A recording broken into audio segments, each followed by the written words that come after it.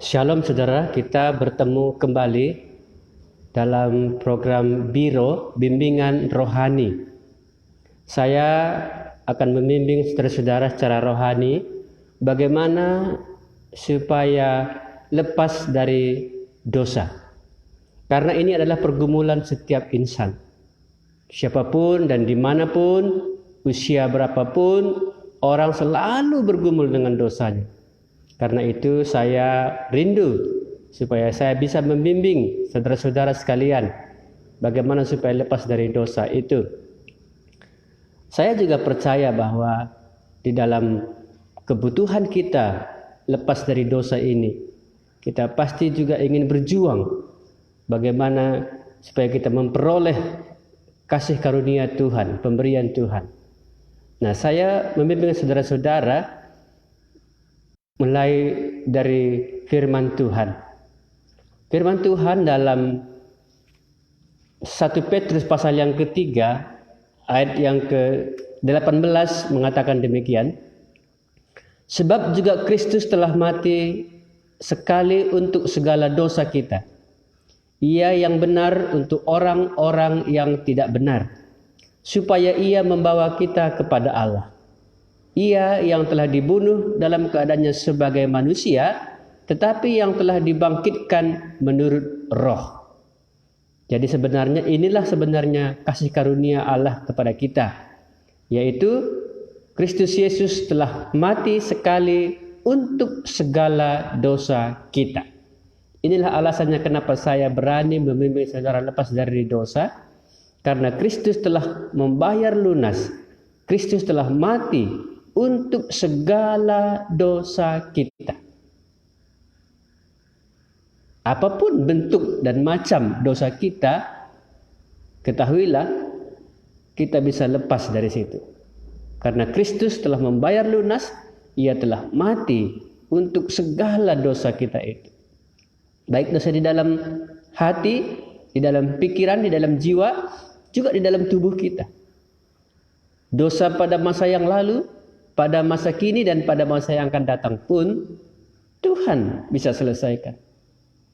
Inilah iman kita dalam Kristus Yesus. Mengapa dia bisa melepaskan kita dari dosa? Ia sendiri yang mengatakan, apabila anak itu memerdekakan kamu, kamu pun benar-benar merdeka. Sekarang ia sendiri yang sudah mati untuk dosa itu, untuk melepaskan semua orang yang percaya kepadanya, supaya orang itu tidak lagi terikat di dalam dosanya. Itulah sebabnya mengapa kita mengikut Tuhan Yesus, mengapa kita mau menjadi muridnya, dan mengapa kita mau melayani. Karena Tuhan Yesus telah mati untuk kita, untuk pengampunan dosa kita, untuk melepaskan kita dari dosa itu, baik dari kuasa dosa, baik dari hukuman dosa, dari tabiat dosa, dan juga dari pengaruh dosa. Mari kita datang kepada Tuhan Yesus, karena dialah satu-satunya yang bisa menolong kita, membawa kita ke dalam satu kehidupan yang damai sejahtera. Dan saya menggambarkan di sini melalui gambar jembatan keselamatan. Saudara-saudara mungkin pernah melihat gambar ini. Gambar disebut sebagai gambar jembatan keselamatan. Saya akan tunjukkan gambar ini kepada saudara-saudara. Mari kita lihat.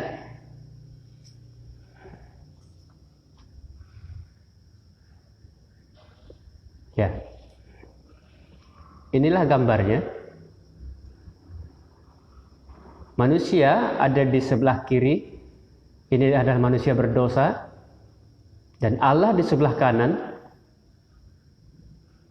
Manusia tidak bisa langsung kepada Allah karena Allah itu kudus, Allah itu suci. Sebab ada dosa yang memisahkan manusia dengan Allah. Manusia berdosa ini pasti akan dihukum, dibinasakan. Inilah yang terjadi dengan semua manusia. maka neraka itu merupakan tujuan akhir hidup manusia berdosa. Bagaimana kita bisa lepas dari dosa ini jikalau posisi kita seperti ini? Gambar kedua saya akan tunjukkan.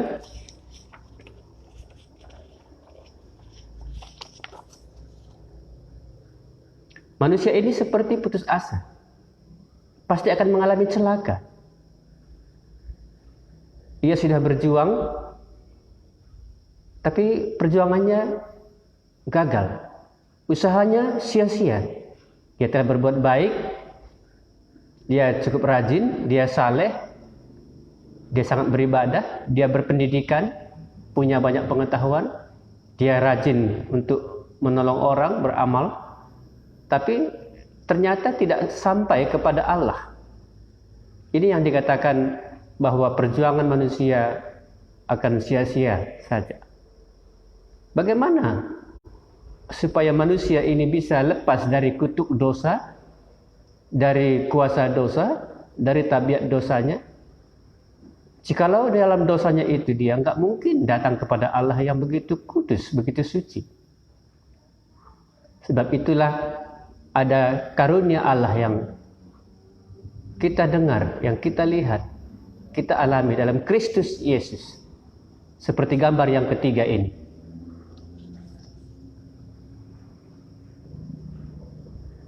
Ya. Manusia mendengar kabar baik. Mendengar tentang Yesus Kristus. Dia orang benar, dia telah mati karena dosa kita, dan ia dibangkitkan untuk membawa kita kepada Allah. Sebab itu kita bisa diselamatkan, kita bisa dibebaskan, kita dibenarkan. Bagaimana dengan dosa-dosa kita? Kita dilepaskan dari dosa itu, dilepaskan dari hukumannya, dari kutuk itu. Tuhan Yesus Kristus satu-satunya yang bisa melepaskan kita dari dosa itu. Itulah sebabnya mengapa saya mau menuntun saudara-saudara untuk datang kepada Tuhan Yesus. Karena tidak ada jalan lain supaya kita diselamatkan. Tidak ada jalan lain supaya dosa kita itu lepas dari kita. Karena Yesus telah mati untuk dosa-dosa kita itu. Bagaimana akhirnya orang yang percaya, orang yang mendengar dan ikut Tuhan Yesus? Ya, orang itu akan bersama-sama dengan Allah, lepas dari dosa, lepas dari kutukan dosa, lepas dari hukuman dosa.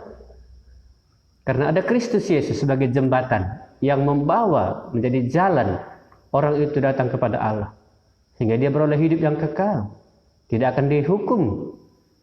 Dia sudah pindah dari dalam maut ke dalam hidup. Apakah saudara-saudara termasuk seperti gambar ini? Pada saudara-saudara, bahwa seorang yang belum lepas dari dosanya tidak mungkin bersama dengan Allah. Tapi siapapun yang bersama dengan Tuhan Yesus Kristus, dia akan dilepaskan dari dosa itu, karena Kristus telah mati untuk dosa itu. Dan orang itu akan datang kepada Allah bersama-sama dengan Allah. Lepas dari neraka itu, dia akan bersama Allah di surga. Nah, bagaimana dengan saudara hari ini? Saya mau saudara-saudara belajar dari seorang hamba Tuhan yang bernama Petrus. Petrus di awal perjalanan hidupnya bersama dengan Tuhan Yesus langsung memutuskan hubungannya dengan dunia dosa atau dunia yang jahat. Mengapa saya katakan demikian? Simon Petrus termasuk orang yang begitu keras, seperti namanya, batu karang. Dia keras, tidak mau mendengar baik nasihat juga kabar baik, dia nggak mau dengar. Yesus sudah memanggil dia, Yesus sudah memanggil saudaranya Andreas. Waktu belajar dia nggak mau mendengar dengan baik, dia keras. Dia lebih mencintai pekerjaannya sebagai nelayan, pikirannya kepada uang hasil dari tangkapan ikan itu. Tapi dia sudah mendengar kabar baik ini sedikit demi sedikit ketika Tuhan Yesus pakai perahunya sebagai tempat untuk menyampaikan kabar baik. Di atas perahu itulah Petrus akhirnya mendengar kabar baik yang membuatnya sadar dari dosanya. Ini bukan yang pertama kali, tapi yang kesekian kalinya. Mungkin juga kita demikian. Pertama kita mendengar kabar baik ini, kita masih keras, mengeraskan hati, menutup telinga kita, menutup mata kita, menutup hati kita. Tapi setelah berkali-kali Tuhan membuka hati kita dan membuat kita sadar siapa diri kita. Simon Petrus akhirnya sadar ketika dia mendengar kabar itu. Tapi dia belum menyatakan dia percaya. Ketika Tuhan bertanya kepadanya di atas perahu itu, Simon Petrus, tebarkanlah jalamu ke tengah. Yesus mau melihat apakah Simon Petrus itu memang percaya atau tidak. Tapi betul saja ia menjawab bahwa dia sangat mengeraskan hati. Tuhan, telah sepanjang malam kami menjala ikan, tapi tidak mendapat apa-apa.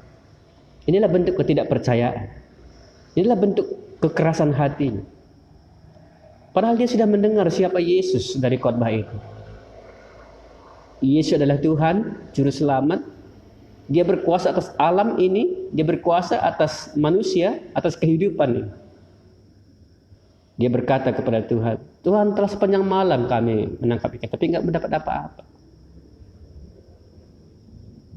Saat itulah Tuhan membuka hatinya, membuka pikirannya, membuka mulutnya untuk bicara. Tetapi karena engkau yang mengatakannya, dia ingat apa yang dikatakan Tuhan Yesus, dan dia percaya, dia akhirnya mau menuruti. Karena engkau yang mengatakannya, baiklah. Disinilah kesadaran Simon Petrus yang dibentuk dari apa yang dia dengar. Dan akhirnya dia melihat, kesadarannya belum cukup. Akhirnya dia melihat, karena memang Petrus orang keras. Kadang kita kalau enggak melihat perbuatan Tuhan, kalau enggak mengalami mujizat, kita enggak percaya, kita sulit. Meskipun kita katakan kita sudah percaya, tapi kita masih belum sepenuhnya percaya, belum membuka diri kita sepenuhnya kepada Tuhan, belum lepas dari dosa itu. Begitu Petrus melihat mujizat, banyak sekali ikan yang didapat dari hasil tangkapan itu. Dia tak menduga sebanyak itu, sampai dikatakan kapalnya, perahunya hampir tenggelam. Ternyata peristiwa itu dipakai Tuhan untuk menyadarkan dan membalikkan konsep Simon Petrus. Simon Petrus akhirnya sadar dan mengakui bahwa dia orang berdosa. Dia berkata kepada Tuhan Yesus, Tuhan, pergilah daripadaku karena aku orang berdosa. Mengapa Simon Petrus dapat ikan banyak baru dia sadar dia orang berdosa? Selama ini dia tidak melihat dia berdosa. Dia sudah dengar firman Tuhan juga dia nggak sadar dia orang berdosa. Justru setelah dia lihat ikan tangkapan itu baru dia sadar dia orang berdosa. Saudara-saudara, Tuhan membuat cara ini supaya kita hari ini sadar sebagai orang berdosa. Bagaimana cara Tuhan membuat kita sadar? Kalau Petrus melalui ikan yang banyak dia lihat itu, dia sadar sebagai orang berdosa. Berkat Tuhan membuat dia sadar dia orang berdosa. Dia tidak merasa bersyukur, merasa wah dengan mujizat, dengan tangkapan ikan itu, tapi justru membuat dia menunduk. Dia sadar sebagai orang berdosa. Tuhan, pergilah daripada aku karena aku orang berdosa. Aku tidak layak di hadapan-Mu. Ternyata ini kunci Simon Petrus. Ia akhirnya dibebaskan dari dosa itu. Upah dosa ialah maut, tetapi Petrus tidak mengalami maut itu karena dia mengakui dia orang berdosa. Apakah kita mengakui kita orang berdosa? Daud mengakui dia orang berdosa. Dia diampuni. Petrus mengakui dia orang berdosa. Dia diampuni. Jikalau kita mengaku dosa kita, maka ia adalah setia dan adil, sehingga ia akan mengampuni segala dosa kita dan menyucikan kita dari segala kejahatan. Siapa menyembunyikan pelanggarannya tidak beruntung, tapi siapa mengakui dan meninggalkannya akan disayangi. Inilah sebabnya kita berani datang kepada Tuhan, karena kita sadar dan kita mengakui dosa kita itu, maka Tuhan akan mengampuni. Yesus mengampuni dosa Simon Petrus. Dia tidak menghukum Simon Petrus, tapi justru sebaliknya, ia memilih Simon Petrus menjadi muridnya dan menjadikan Simon Petrus menjadi penjala manusia, bukan penjala ikan. Penjala manusia adalah pemberi kehidupan. Penjala ikan justru mematikan, tapi ini memberi kehidupan. Ikan yang hidup ditangkap, mati, dimasak, ini adalah penjala ikan. Tapi penjala manusia, orang yang berdosa, orang yang mati, ditangkap, dihidupkan, diberikan kabar baik, dosanya diampuni, dia dihidupkan. Inilah tugas Petrus. Saudara dan saya hari ini bisa dibebaskan dari dosa itu. Setelah itu baru orang itu akan dipakai Tuhan untuk membawa kabar baik, menghidupkan orang-orang yang mati. Tugas yang hebat ini diberikan kepada orang-orang yang sudah dibebaskan dari dosanya. Apakah saudara-saudara mau dibebaskan dari dosa itu? Saudara akan dipakai Tuhan secara luar biasa seperti Simon Petrus. Mungkin pertumbuhannya kita nampak agak pelan-pelan, tapi Simon Petrus akhirnya kita tahu banyak jiwa yang dimenangkan, yang dibawanya kepada Tuhan. Ketika dia berkhotbah satu kali, ada 3.000 orang yang percaya dan mengakui Yesus. Mereka bertobat. Ya, hanya seorang penjala ikan, tapi dipakai menjadi seorang penjala manusia. Karena dosanya sudah diselesaikan dan ia menjadi dihormati Allah. Tuhan sangat kagum kepada Simon Petrus. Sebab itu, Simon Petrus patut menjadi contoh bagaimana ia dilepaskan dari dosanya yang keras kepala itu. Dosanya yang menutup hatinya itu.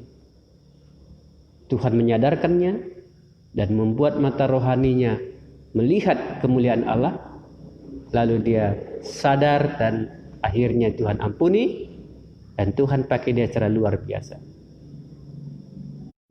Kiranya saudara-saudara mau dibimbing supaya lepas dari dosa itu dan dipakai oleh Tuhan.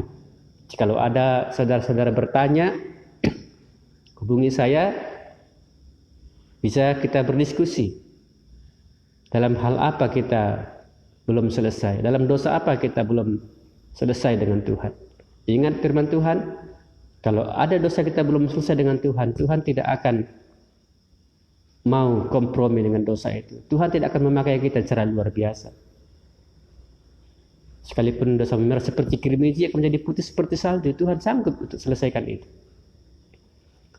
Baiklah, marilah kita berperkara firman Tuhan. Jadi kalau dosa itu masih ada, Tuhan menganggap itu perkara yang harus diselesaikan. Setelah itu baru Tuhan akan pakai. Tuhan akan jadikan kita menjadi penjala manusia itu. Baik, terima kasih atas perhatiannya. Tuhan Yesus memberkati. Shalom.